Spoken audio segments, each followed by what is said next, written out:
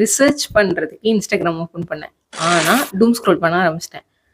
இதுல என்ன ஹைலைட்னா, எனக்கு வந்தது எல்லாமே கான்ஸ்பிரசி தியரியும், மோடிஜி லாக்டவுன் அனௌன்ஸ் பண்ண போறாரு அப்படின்றது மட்டும் தான். இப்போ கான்ஸ்பிரசி தியரி படி வேர்ல்டு வார் 3 நடக்கும். அண்ட் தென் லைக் அந்த சிம்ப்சம்ஸ் அந்த மாதிரி எல்லாம் வந்து சொல்லி, இந்த மாரி வேர்ல்டு வார் 3 நடக்கும். நமக்கு வந்து நெறைய பல பிரச்சனைகள் வரும். அண்ட் 2025ல ஒரே ஒரு மனுஷன் தான் இருப்பான். அந்த மனுஷனும் முகமூடி போட்டு, அவர் கன்டென்ட்லாம் போட்டிருக்காரு அப்படின்ற மாரி நெறைய வந்துச்சு. அண்ட் அதுக்கப்புறம் இந்த Modiji lockdown internet shut down ஆயிரும் அவ்வளோதான்.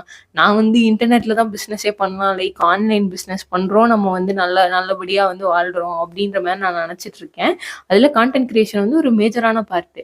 இப்போ இன்டர்நெட்டே இல்லன்னா, அப்ப நம்ம என்ன பண்ணிட்டு இருக்கோம்? ஏன் இதெல்லாம் பண்ணிட்டு இருக்கோம்? அப்படின்னு சொல்லிட்டு full and full negative talk.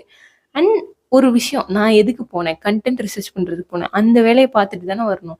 நான் வந்து அத பண்ணாம இருக்கிறதுக்கு கன்டென்ட்டே பண்ண வேண்டாம். போதும். அவ்வளோதான் இன்டர்நெட் அழிய போகுதுல்ல.